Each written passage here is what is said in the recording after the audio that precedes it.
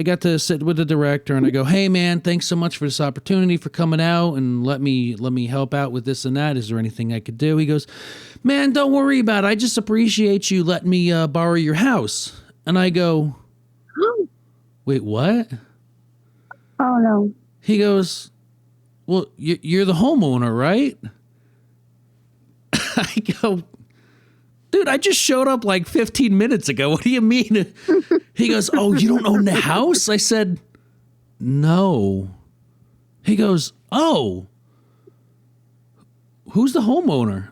And I'm like, "Wait, did you just show up to some random person's house and just start shooting?"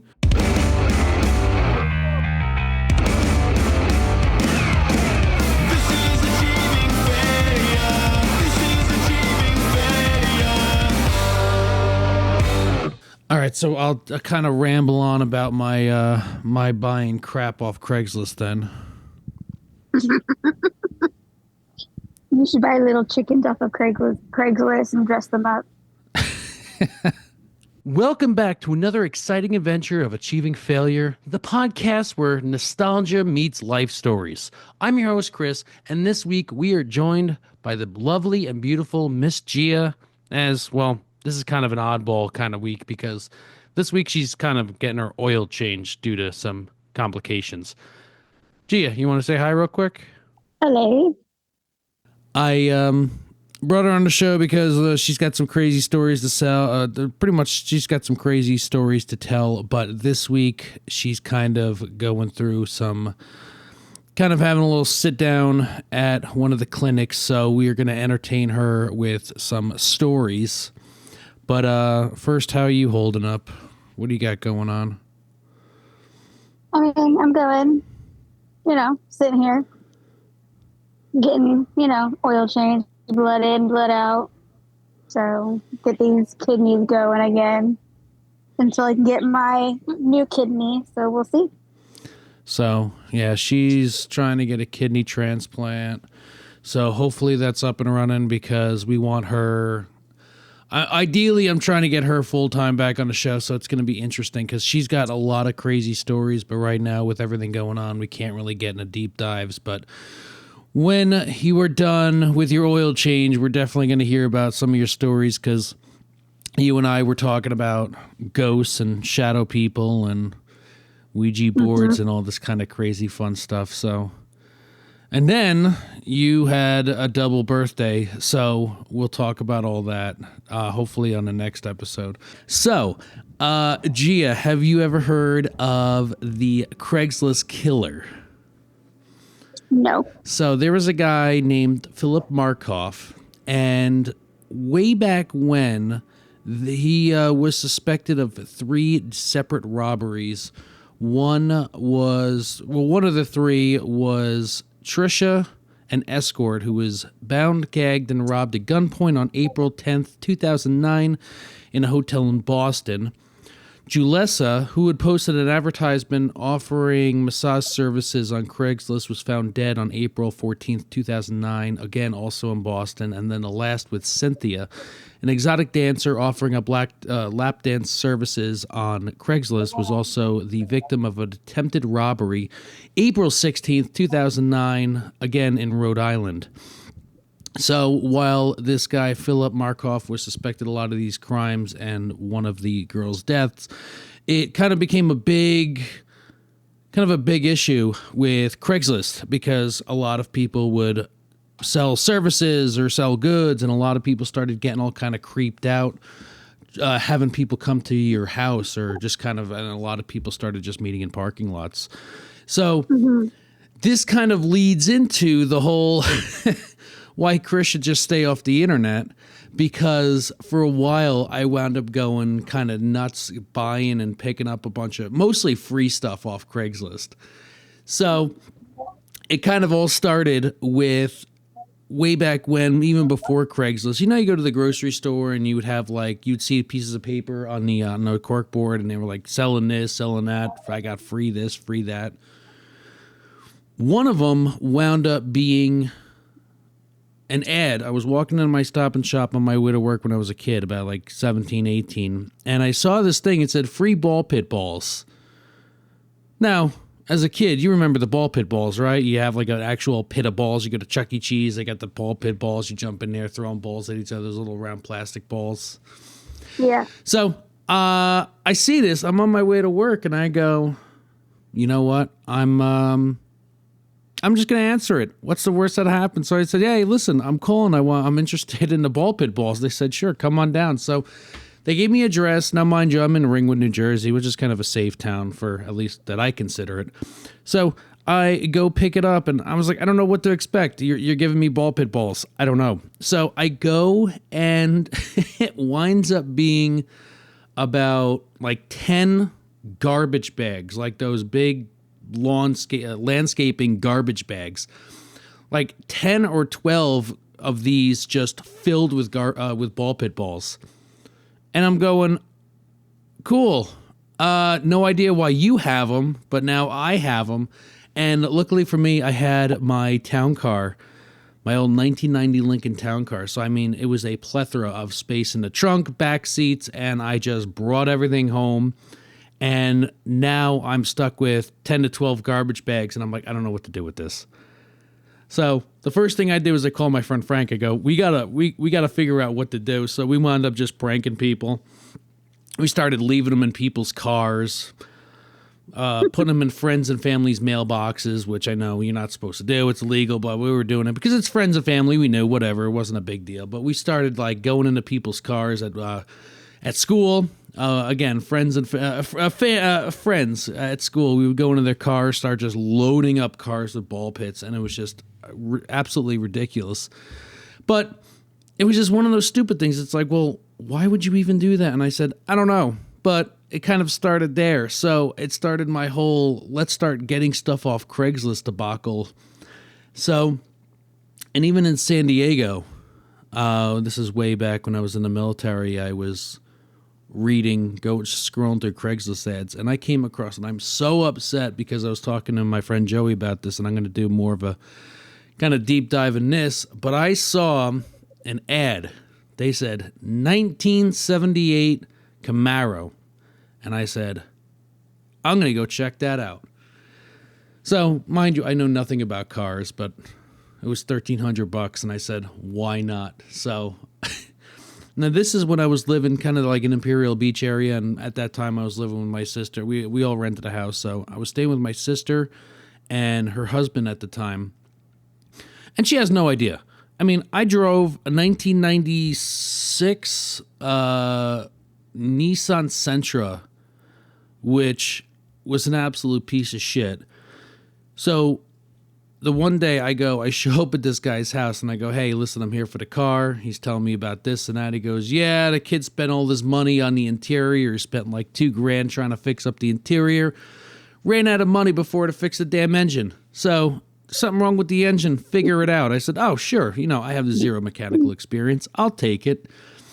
So I start driving it and I said, wow, this car's really loud. He goes, yeah, there's no exhaust on it. I said, oh, cool. Well, I'll just add that to the list of things I have no idea what to do. So I come bringing this thing home, and my sister is pissed because she goes, where the hell did you find this? I said, Craigslist. I mean, where else? So, and I wound up working on this thing for a while, and even my dad came down to visit, and as I was working over for like the next year, I finally got a chance to take my dad in, and the thing caught fire. So I mean, that's just what I get for having zero knowledge, because there wound up being some bare exposed terminal wires to the battery that were slapping against the engine that I took zero knowledge in looking into. So that wound up smacking into the engine, wound up actually catching the engine on fire. So I'm turning into an absolute disaster. So it was just one of those. It was funny, but everybody sells everything online. It's not a big deal. But I bring up the whole Craigslist killer because you never know what kind of weird stuff you're going to run into, what kind of weird people you're going to find. And there's been a bunch of times where I've heard crazy stories about people I'm trying to sell a motorcycle. I'm trying to do this. I'm trying to do that. And they wind up getting robbed. The people want to take it, especially motorcycles. People are like, oh, let me take it for a test drive. And they hop on a bike and boom, gone. And now you're just kind of standing there going, well, shit, now what? So it's been a lot of hesitation with selling stuff, but I bring up the Craigslist killer because, again, people are kind of weary. People are kind of freaked out. And then this kind of goes into this whole Chris answers a roll call to be in a movie. Now, again, a movie, you say, huh? Yeah. They said, hey, looking for cast members who would like to be in a small budget production movie. Just answer here. And I said, sure. What's the worst that can happen? So I'm living in Jersey. I mean, there's nothing wrong with that. It's right next to New York City. It's not like anything bad happens in New York City. So I go, sure, whatever. So I answered a call. And now, mind you, everybody goes, are you serious? You're really going to show up to this thing? I said, man, it's fine. It's fine. Don't worry about it. I show up to this random address, and it winds up being some kind of industrial music studio or something. And I go, well, look at that. I was right. There's nothing wrong. And I show up, and there's a bunch of people waiting. And I go right off the bat, I'm right. Nothing bad's going to happen. It's a normal ad. So I show up, I meet the guy, we're kind of just BSing about this and that, and I told him, I said, I'm not so much, and this is back when I wanted to actually get back into movies and everything, and I said, listen, I don't really want to be a actor as I want to be more on the production side. So I said, I would love to help with filming, directing, lighting, whatever I can do, and he goes, well, we'll see where we can fit you, this and that. I said, whatever I can help with, I would love to do, just kind of add it to my resume of just stuff, especially to be on a small budget movie. The last one I did was Dead Wrong, which I don't know if you've ever seen that movie, but for me, it was funny because it was a 13-minute disaster of a short film that me and my friends had a blast making. But again, wanted to get back into it, and he goes, yeah, okay, here. Show up at this address at this time. And I said, okay. Where is it? No idea. This was 2012. So yeah, I guess we had GPS. But I printed out directions on MapQuest, and I wound up going to this random ass house, and it was right after work. I was working at Sears. I get into my car, and I drive about 30 minutes into Passaic. Now, Passaic, for what it's worth, for people back east that know the North Jersey area, Passaic is kind of like hit and miss with the actual areas because some parts are kind of not the best. So it's kind of a little rough. Sometimes you had like gangs, sometimes you had a lot of robbery, sometimes it was more of a ghetto, but sometimes it was actually kind of nice, depending on where you were, but they had some of the best Chinese food. I used to do construction up there. And there was a place around the corner we would go get these dumplings. It's one of those, pretty much our Chinese food back east is like the taco shops out west. If the place looks shitty and run down, they probably got like the best food. So I'm up in Passaic, and no idea where I am. It's dark. It's like 9 o'clock at night. I just got off work. I am looking for this house. It looks something similar to an address. As it normally is, like the city, the parking's terrible. So it's like I park somewhere random. I go wandering down the street looking for this house. Find the address, and no lights are on in this whole house. It's a 2-story house, and I still remember it. It's a 2-story house, and the stairs are pretty wide. I mean, probably about 8 feet wide and probably about 3 steps, but you go into this long, wide porch. It wasn't so much a wraparound porch as it was a really nice extended porch off the house. But again, no lights were on, nothing, no sign of life anywhere except for these 2 girls sitting on the steps smoking a cigarette. And I go, is this the place? And they go, what place? I go, I was told to show up at this place at this time. And the girls are like, I have no idea. I said, oh, okay. So now I feel like I'm getting set up for a possible robbery or something. Like it's just show up at a house, nobody's there, all the lights are off. The two people, the two signs of life on this entire street are completely like, I don't know who you are. I don't know why you're here.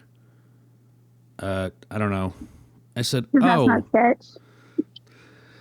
So I go, okay, I was about to leave, but I go, yeah, they told me they're shooting a movie here.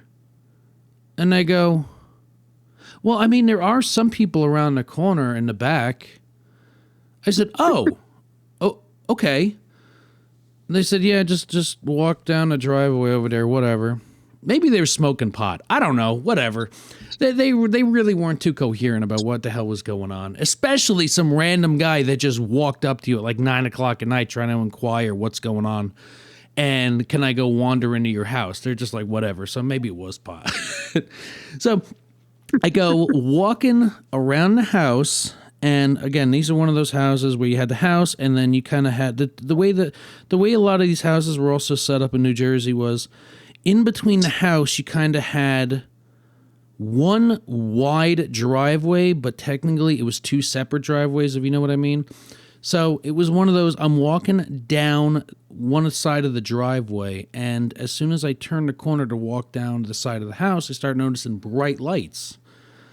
I go, well, that's a lot better sign than what I was seeing on the other side of the house. So I start walking down the side of the house, and I get to the backyard, and there's these massive floodlights everywhere. And there's probably about 50 people all standing around, and at least 40 of them are dressed up like zombies.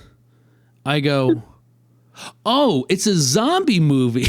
Because I guess that was one of the things they just said, we're doing a movie. It's a short budget movie. Do you want to be in it? Sure. Cool. Show up here.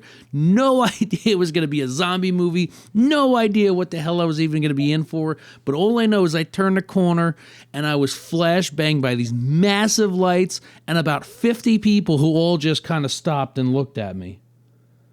And I said, hi. And then they all just kind of went back to doing what they were doing. I said, okay. So I finally find a director. Obviously he's the one behind the camera, but he starts like, okay, roll. And then he's behind the camera shooting, and all these zombies are in the backyard, and they're all kind of like lurching towards this balcony.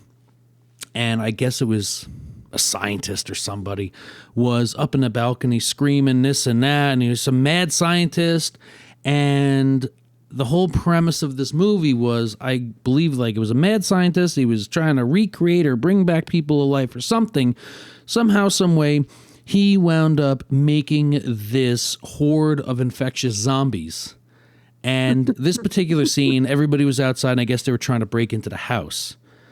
So I show up and I kind of go, okay, cool. Well, first off, I'm not getting robbed or murdered because there's about 50 people here. Half of them look like zombies. So I'm not just showing up to some random ass Haley's Gate cult thing, some Jim Jones suicide mission. Okay, this is a real thing. This is a real movie thing. So once again, I'm right. Nothing bad's going to happen, even though everybody goes, it's around that time, the Craigslist killer up in Boston. I said, that'll be fine. You just show up to a random guy's house. What's the worst that can ever happen? So I wind up meeting the director, and I kind of start BSing with him again. And he goes, hey, we got to do a couple scenes inside. I said, okay. So we all walk inside. And for us, again, this is kind of a Jersey thing. Whenever you go into the basement, it's never really nicely furnished. It's always more of like concrete walls, concrete floor, stuff like that. And we go into the basement, and they had the green lights everywhere, and it kind of reflected off the concrete to kind of give it that very eerie lab look kind of thing.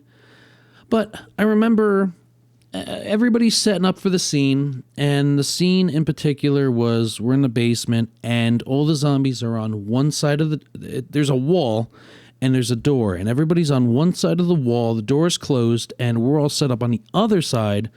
And how the scene was supposed to play out was, I guess, the zombies got loose, something like that, and they started breaking through the door, and the scientist, who was supposed to try to be barricading himself on the other side of the door, tried to like run away, make a mad dash, and all the zombies come running out.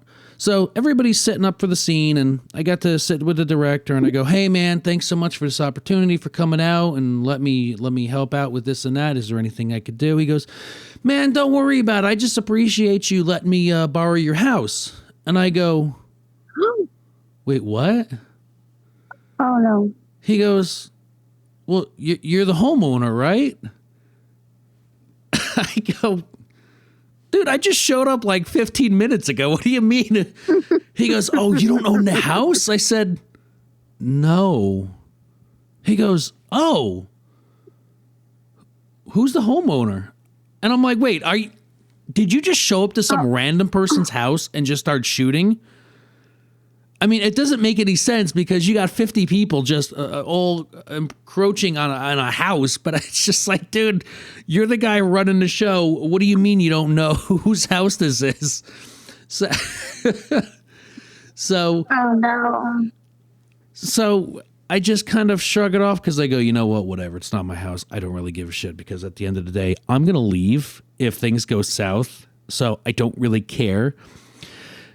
So what wound up happening was, or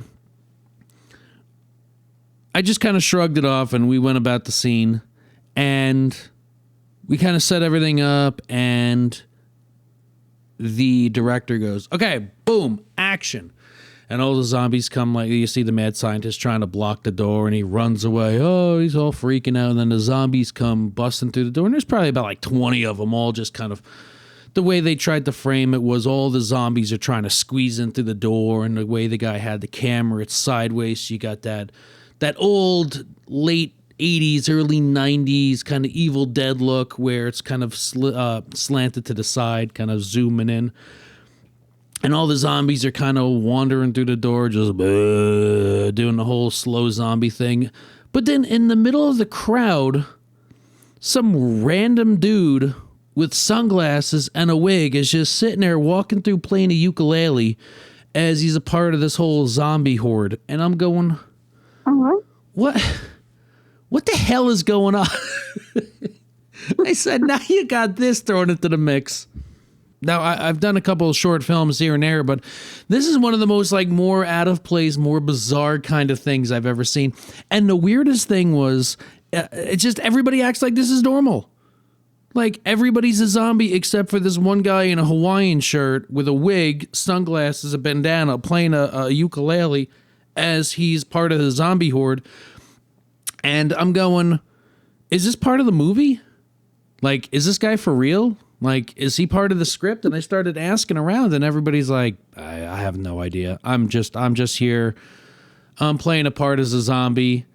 And again, everybody's so nonchalant about it. They're just like, whatever, this is just, it is what it is. And I'm like, okay, this is kind of weird. So while we kind of take a break, I kind of went to that one guy and I go, "Hey, so what exactly is your part in this movie?" He goes, "I don't really have a part. I'm just a homeowner." So I said, "Hey, if you're going to use my house, I'm just going to be in a movie and do whatever I want." I'm like, okay, phew. I said, I'm glad we established that there is a homeowner present and knows what's going on, because I'm waiting for someone to just come downstairs, like an old lady to come downstairs with a basket full of clothing and go, "What the hell is this?" It's like your one son's project that he didn't tell your mother about. You walk down, there's just a whole 50 zombies in your basement, and you wind up having a heart attack and keeling over and dying and haunting the house. So I was like, okay, cool. We found a homeowner. He knows what's going on. And so we all kind of take a quick break while the director sets up another scene. And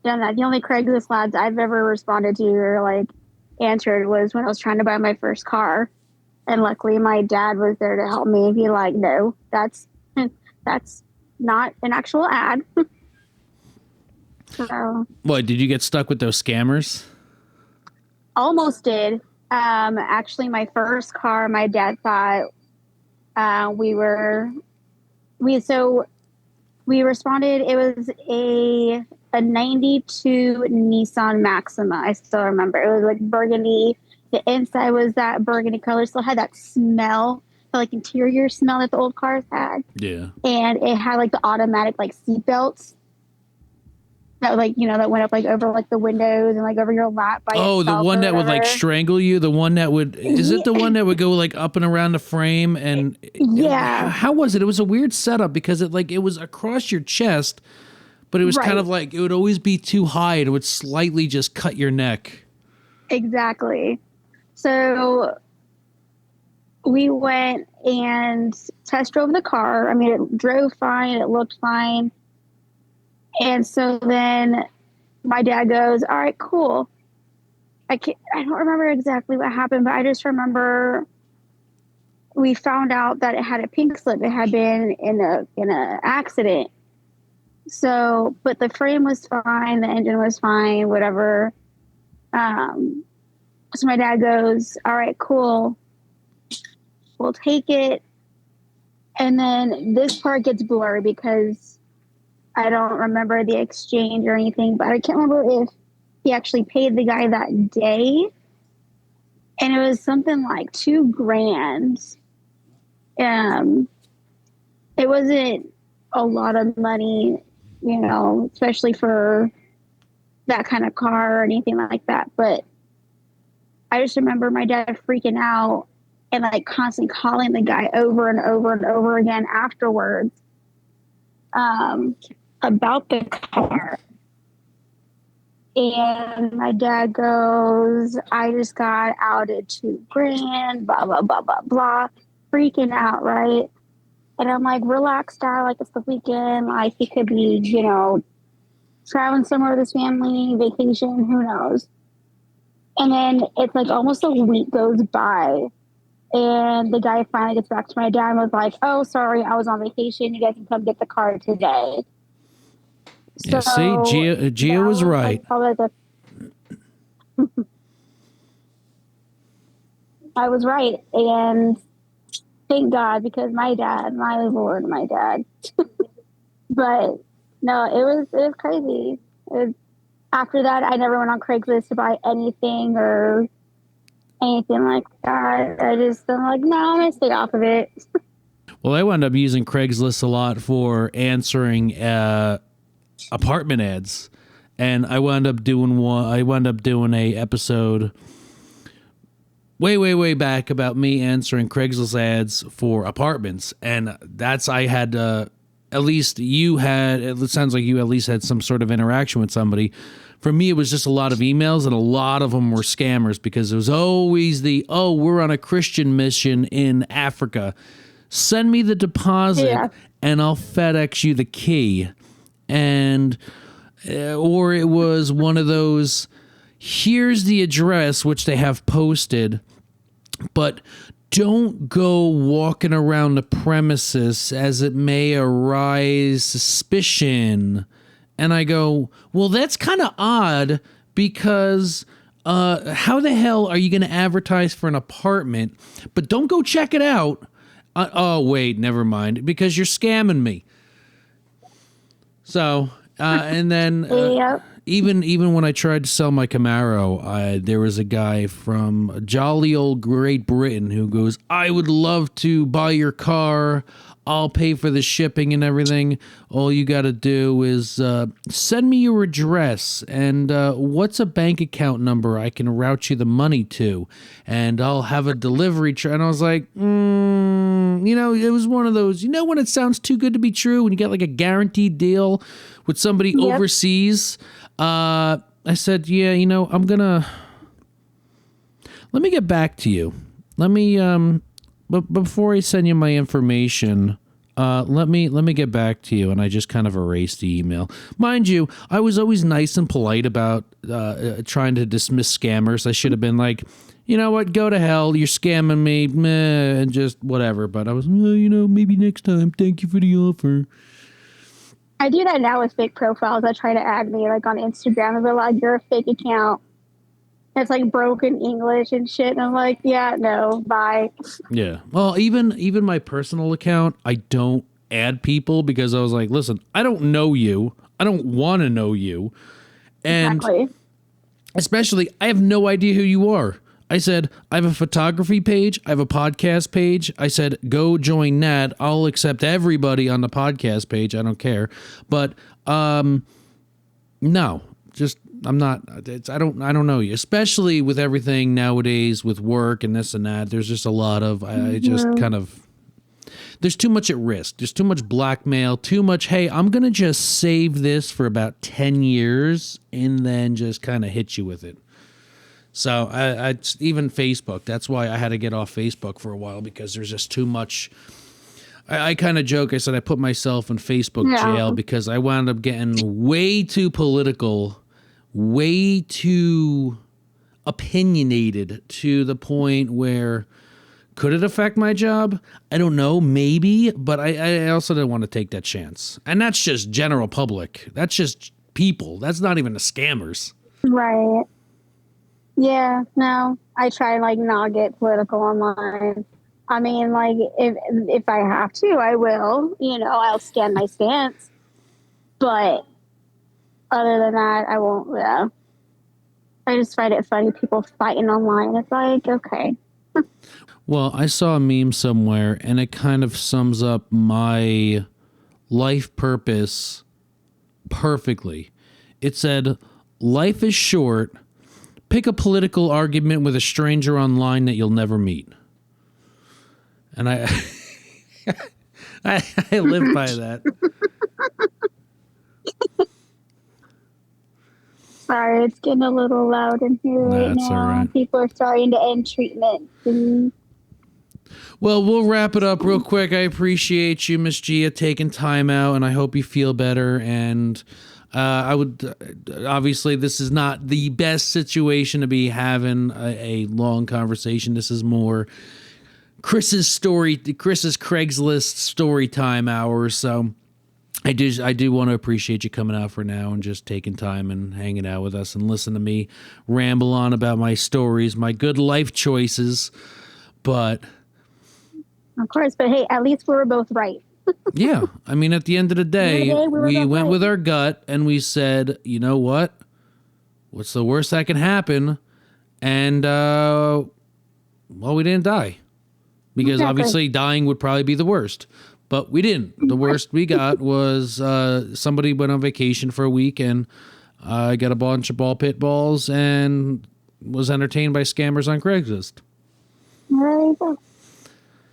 So... all right, darling. Thank you so much.